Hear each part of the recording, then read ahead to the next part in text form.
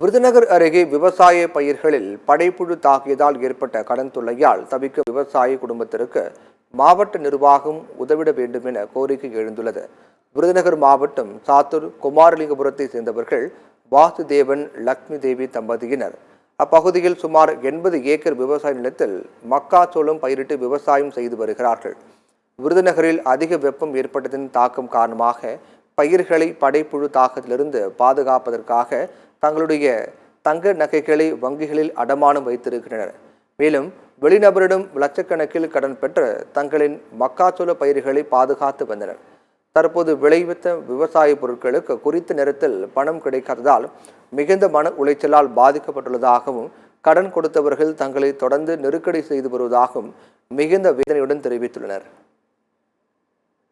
120 நாளுக்கு அப்புறம் தான் சார் அறுவடைக்கு எடுப்போம். அதனால் மழை, படைப்புழு தாக்குதல், தண்ணி பிரச்சனை, விவசாய கடன் எல்லாமே வாங்கி தான் சார் நாங்கள் விவசாயம் பண்ணிக்கிட்டு இருக்கோம். பசங்களோட ஃபீஸு எல்லாமே இதை நம்பி தான் சார் நாங்கள் இருக்கோம். எங்களோட வாழ்வாதாரமே விவசாயம் தான் சார், வேறு எதுவுமே கிடையாது.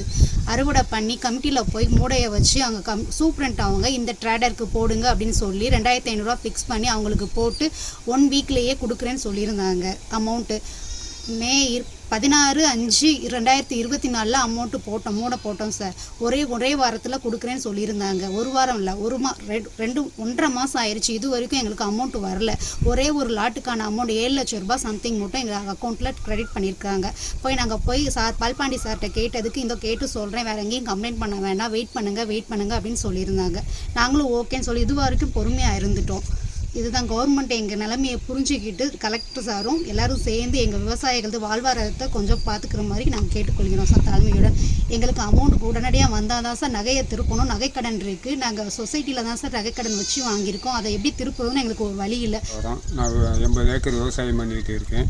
இன்றைக்கி வேலைக்கு ஆள் கிடைக்காம கஷ்டப்பட்டு நான் செஞ்சு இந்த அளவில் 80 ஏக்கர் விவசாயம் செஞ்சு கொடுத்து வந்து மக்காச்சோளம் 120 நாள் கழிச்சு தான் இந்த அறுவடைக்கே வரும் சார்.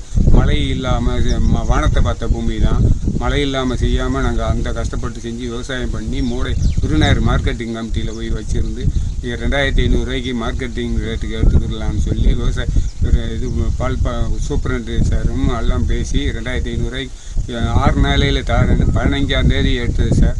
15ஆம் தேதி 24ஆம் தேதி எனக்கு அக்கௌண்ட்டில் போடுறேன்னு சொல்லி அமௌண்ட் என் அக்கௌண்ட்லேயும் போடல சார்.